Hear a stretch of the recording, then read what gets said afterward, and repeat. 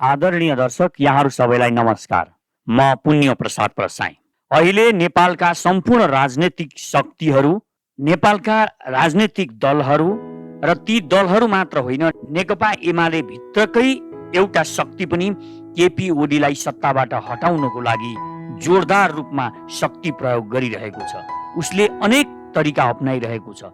तथापि केपी ओली सत्ताबाट हट्ने हुन् कि नहट्ने हुन् उनीहरूलाई नै विश्वास छैन। अर्थात् यो विश्वास हाम्रा दलहरूलाई मात्र नभएको होइन, स्वयं इन्डियालाई पनि यिनलाई हटाउन सकिन्छ कि सकिँदैन भन्ने विश्वास भइरहेको छैन। आखिर यो कसरी भइरहेको छ? केपी ओलीलाई सत्तामा टिकाउने यो कुन शक्ति हो? कसले उनलाई यसरी सत्तामा टिकाउन सकेको होला? यो निकै नै रहस्यमय भएर गइरहेको छ। कुन शक्तिको बलमा केपी ओली टिकिरहेका छन्? यो सबै आज म यो विषयमा चर्चा गर्नु अघि यिनको इतिहास र नेपालमा कस्ता शक्तिहरू राजनीतिमा टिक्छन् तिनीहरूको बारेमा पनि बताउनु अति आवश्यक हुन्छ। केपी ओलीको उदय कसरी भयो यो नै एउटा रहस्यमय लाग्न सक्छ मान्छेलाई। तथापि के बुझ्न जरुरी छ भने केपी ओलीको मात्र होइन, नेपालका कुनै पनि राजनीतिक दल र ती दलमा पावर गेन गर्ने नेताहरूको बारेमा तपाईले बुझ्नुभयो भने तिनीहरूलाई इन्डियाको आशीर्वाद नभइकन ती कोही पनि शक्तिमा पुगेका छैनन्। यो नेपालको राजनीतिको अहिलेसम्मको इतिहास बनिरहेको छ। यसैको कारणले पनि नेपालका प्राय दलहरू र तिनका नेताहरू इन्डियाको चाकरी गर्नुलाई आफ्नो धर्म नै सम्झन्छ। यो अहिले सबै दलमा देखिएको छ। जसलाई शक्तिमा र सत्तामा पुग्दिन भन्ने लाग्छ त्यो मात्र बाहिर बसेर विरोध गरिरहेको देखिन्छ। तर शक्तिमा पुग्नको लागि उसले यो इन्डियाको चाकरी गर्ने र इन्डियाका शक्ति केन्द्रहरूमा धाउने चलन नयाँ होइन। यो जब नेपालमा राज दरबारको अन्त्य भयो त्यस पछाडि त यो अझ विकसित भएर गएको छ। किनभने पहिला नेपालको राज दरबारले पनि शक्तिमा कसैलाई पुर्याउन र कसैलाई ढाल्न सक्थ्यो, तर त्यो अब एक छत्र दिल्लीमा सरेर गएको छ। केपी ओलीको उदयको कुरा गर्ने हो भने केपी ओली उदाउनुमा सबैभन्दा ठुलो हात भनेको महाकाली सन्धिको छ। महाकाली सन्धि पास गराउनको लागि जसरी इन्डियाले माधव नेपाललाई प्रयोग गर्यो, जसरी इन्डियाले शेरबहादुर देउवालाई प्रभावमा पार्यो, यी दुईहरूलाई बुलन्द रूपमा पछाडिबाट साथ दिने व्यक्ति थिए केपी ओली र यही साथको आधारमा उनले पुरस्कार पनि पाउँदै गए। उनी यो महाकाली सन्धि पारित भइसकेपछि केपी ओली बिस्तारै बिस्तारै शक्तिशाली बन्दै गए। उनी परराष्ट्र मन्त्री, गृहमन्त्री र अरू पार्टीमा पनि निकै शक्तिशाली रूपमा रूपान्तरित हुँदै गए। उनी माधव नेपालको प्यारेलल शक्तिको रूपमा देखा पर्न थाले र यो शक्ति वास्तवमा माधव नेपाललाई नि त्यो बेलासम्म साथ दिइरहेको थियो जुन बेलासम्म यिनीहरूका मतहरू मिलिरहेका थिए। यिनी वास्तवमा भन्ने हो भने केपी ओलीलाई भारतले नै उठाएको, इन्डियाले नै केपी ओलीलाई शक्तिमा पुर्याएको र यिनको विकास गरेको देखिन्छ, जसै अरू नेताहरूको गरेको देखिन्छ। र यो देशमा जसले पनि इन्डियासँग टक्कर लियो तिनीहरू हराएर गएका छन् इतिहासमा र राजनीतिक दलमा पनि तिनीहरूको प्रभाव न्यून हुँदै गइरहेको छ। महाकाली सन्धि पास गराउनमा जुन भूमिका खेलिए, जसले भूमिका खेल्यो, ती सबै शक्तिहरू अहिले पनि राजनीतिको केन्द्रमा रहेका छन्। चाहे त्यो बेलाका गिरिजा प्रसाद कोइराला हुन्, शेरबहादुर देउवा हुन्, माधव नेपाल हुन्, यस्तै बाबुराम भट्टराई र यिनीहरू जस्तै मानिसहरू नै अहिले पनि शक्ति केन्द्रमा छन्। ती महाकाली सन्धि पास गराउने मात्र होइन, त्यस पछाडि अरू धेरै कुराहरूमा इन्डियाको अन्धो समर्थन गर्ने र इन्डियाको रणनीति अनुसार यहाँ कार्ययोजना बनाउने मानिसहरू मात्र सफल हुँदै गइरहेका छन्। र अहिले पनि शक्तिमा भएका र केपी ओली शक्तिमा टिक्नुलाई पनि रहस्यमा हेरिएको छ। किनभने केपी ओली जब नेपालमा भारतले नाकाबन्दी लगायो त्यो बेला नाकाबन्दीको चरम विरोध गर्दै फेरि शक्तिमा उदाएका व्यक्ति हुन् केपी ओली र यही इन्डियाको विरोध गरेको आधारमा, नाकाबन्दी र इन्डियाका सारा कुराहरूको विरोध गरेकै आधारमा उनले चुनाव पनि जिते। आफूले जित्नु मात्र होइन, उनले पार्टीलाई नै शक्तिशाली बनाए र नेकपा माओवादीलाई समेत उनले शक्तिमा पुर्याए। उनको ओज र उनको शक्ति उनले जुन इन्डियाको नेपालमा विरोधी भावना थियो त्यसलाई क्यास गरेर उनी शक्तिमा पुगे। र त्यो शक्तिमा पुग्नुसँगै इन्डियाको उनलाई हेर्ने दृष्टिकोण पनि बदलिएको मानिन्छ। त्यति मात्र होइन, जब उनले कालापानी, लिम्पियाधुरा र लिपु लेकलाई समेटेर नेपालको नक्सा प्रकाशित गरे, त्यस पछाडि भने इन्डियाको नजरमा यिनी महाशत्रु साबित भए र इन्डिया यिनलाई जसरी पनि सत्ताबाट निकाल्नको लागि प्रयास गर्न थाल्यो।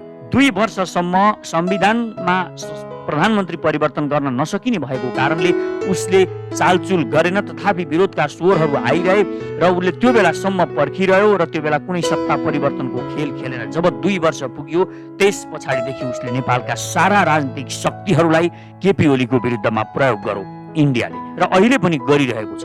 तथापि पनि इन्डियाको यति धेरै विरोधको बावजुद पनि केपी ओली सत्तामा टिक्नु यो एउटा मिराकल जस्तो भइरहेको छ र यो एउटा चमत्कार नै मानिन्छ।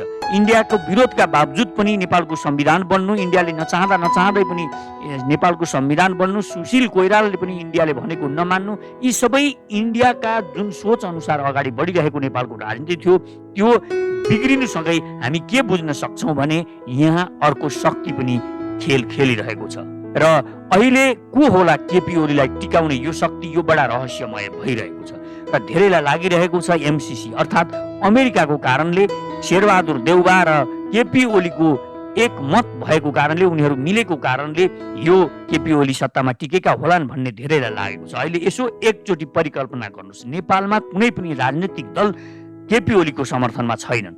राजनैतिक दल मात्र होइन, सत्ताका वरिपरि रहेका केही भ्रष्ट व्यक्तिहरू, जो नेकपाका भ्रष्ट कार्यकर्ताहरू, भ्रष्ट नेताहरूदेखि बाहेक कोही पनि केपी ओलीलाई समर्थन गर्ने पक्षमा छैनन्। यो देखिन्छ र यिनले धेरै राम्रो सम्बन्ध चीनसँग पनि बनाउन सकेका छैनन्। चीनबाट जुन यिनले तेल ल्याउने, चीनबाटै रेल ल्याउने भनेर जुन नेपाली जनताहरूलाई सपना बाँडेका थिए, त्यो सपना पनि यिनले चुनाव जित्नुमा ठुलो भूमिका खेलेको थियो। त्यो सपनामा यिनले कुनै काम गर्न नसक्नु र इन्डियाको र अझ नजिक हुन खोज्नु, इन्डियासँग सम्बन्ध सुधार्न खोज्नु आदि विविध कारणले गर्दा यहाँ के देखिन्छ भने चीनले पनि यिनलाई पूर्ण रूपमा विश्वास गरेको अवस्था देखिँदैन। यदि चीनले यिनलाई पूर्ण रूपमा विश्वास गरेको थियो भने हामी अर्कै रूपमा उत्तरका नाका र उत्तरबाट केही विकासका परियोजनाहरू नेपालमा आउन सक्थे भनेर परिकल्पना गर्न सक्छौँ। यिनलाई चीनले पनि पूर्ण रूपमा विश्वास गरेको देखिँदैन। अब यिनले एमसीसी पास गराउन नसकेको कारणले यिनलाई अमेरिकाले पनि विश्वास गरेको छ भन्ने आधार छैन। यो सबै कुराहरूले गर्दाखेरि यो कुन शक्ति छ, के आधारमा केपी ओली टिकिरहेका छन् र अब 27 गते यिनले सदनबाट विश्वासको मत लिन लागिरहेका छन् र त्यो विश्वासको मत यिनले प्राप्त गर्न सक्ने अवस्था पनि छ यदि यिनकै भित्रका दलभित्रका केही लोभी पापी सांसदहरूले यिनलाई समर्थन नगरेर अरू पार्टीसँग मिल्न गए भने, राजीनामा दिए भने या फ्लोर क्रसिङ गरेर अरू पार्टीलाई सहयोग गर्ने अवस्था वातावरण सिर्जना गरे भने इन्डियाको दबावमा यो गर्ने सम्भावना पनि छ र यिनीहरूले यो गरे भने मात्र केपी ओली सत्ताबाट गिर्ने अवस्था रहन सक्छ। तथापि यहाँ पनि के बुझ्न जरुरी छ भने अहिलेसम्म जुन रूपमा केपी ओलीलाई हटाउनको लागि चाल चलिएको छ, चाल चलेका छन् यहाँका दल र विदेशी शक्तिहरूले, त्यो सबै एक एक गर्दै फेरि दोस्रो प्लान अन्तर्गत उनले फेल गराउँदै आइरहेका छन् र यो जुन विश्वासको मत लिने कुरा छ, यिनले यो विश्वासको मत पनि प्राप्त गर्न सक्दैनन् भन्ने आधार छैन। कुनै पनि यहाँका राजनीतिक दलहरू विश्वस्त हुन सकेका छैनन् कि भोलि केपी ओली नै सत्तामा नटिक्लान् भनेर। र एउटा बुझ्नुपर्ने कुरा, सबै दलहरू, सबै विदेशी शक्तिहरू, जो इन्डियन शक्तिहरू जुन रूपमा यहाँका दलहरूलाई सहयोग गरिरहेका छन्, आखिर केपी ओलीलाई हटाउनको लागि यति धेरै बल गर्नुको कारण के हो, यो पनि अर्को रहस्यमय कुरा छ। त्यसकारण अब केपी ओली टिक्नु अर्थात् केपी ओली नटिक्नु यो एउटा निकै नै नेपालको लागि संवेदनशील कुरा हुन सक्छ भन्ने मलाई पनि लागेको छ।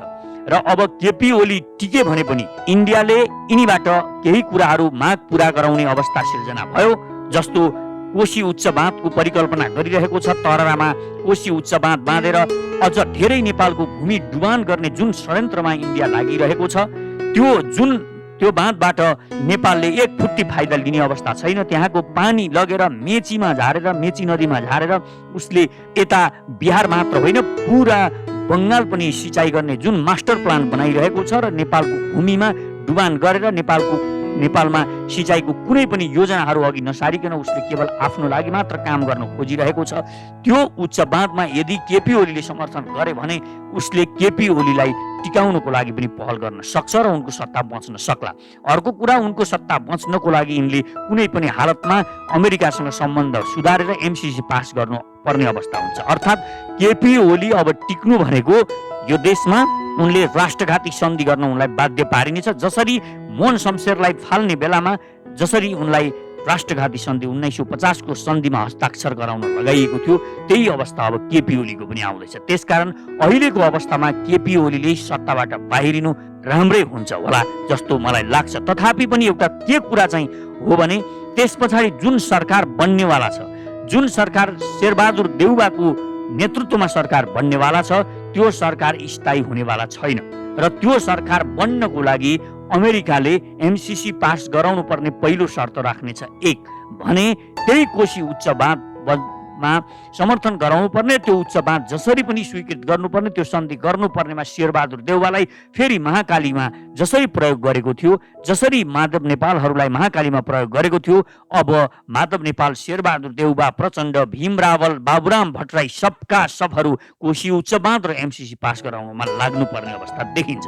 त्यसकारण हामीले नेपालीहरूको लागि के अभिशाप हो भने यो सरकार टिक्दा पनि यो सरकार गिर्दा पनि दुवै अवस्थामा नेपाली नागरिकहरूलाई घाटा हुने, नेपाली नागरिकहरूले गुमाउने र यो देशले गुमाउने नै अवस्था रहेको छ। त्यसकारण नेपाली नागरिकहरूलाई सचेत भएर यी सबै कुराहरूलाई हेर्ने मात्र होइन, अब मैदानमा उत्रिनु पर्ने बेला आएको छ। त्यसकारण सचेत नेपाली पार्टीले देशभरि अभियान सुरु गरेको छ।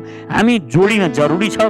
चाँडो भन्दा चाँडो हामीले नयाँ शक्ति निर्माण गरेनौँ, वैकल्पिक शक्ति निर्माण गर्न सकेनौँ भने हामी चाँडै मासिनेवाला छौँ। यो देशको सार्वभौम सत्ता अखण्डतामाथि चाँडै धावा बोलिनेवाला छ। हामी गुलाम हुनेवाला छौँ। त्यसकारण यो देशको विकासको परिकल्पना हामी गर्न सक्दैनौँ। यही सत्ता यिनै पुराना सिस्टम र पुराना पार्टीहरूबाट, जसलाई इन्डियासँग शरणागत भएर इन्डियाको पाउ परेर जसले शक्ति प्राप्त गरेका छन्, त्यसले यो देशका नागरिकहरूको हित गर्दैनन्। किनभने यो देशमा अहिले भएका तपाईँ शक्तिमा रहेका कुनै पनि मानिसलाई हेर्न सक्नुहुन्छ, चाहे शेरबहादुर देउवा, बाबुराम भट्टराई, माधव नेपाल, प्रचण्ड र केपी ओली र अरू जति पनि छन्, अरू जसपाका नेताहरू र अरूलाई पनि तपाईँ हेर्नुहोस्। अरूका अनुहार, सबका अनुहार ठिक ढङ्गले हेर्नुहोस्। ती सबै अनुहारमा तपाईँ इन्डियाले बोकेको, इन्डियाको काँध चढेर यिनीहरूले राजनीति माथि चढाएको अवस्था देखिन्छ। त्यसकारण यी पार्टी र यी नेताहरूबाट अब यो देशले निकास पाउनेवाला छैन।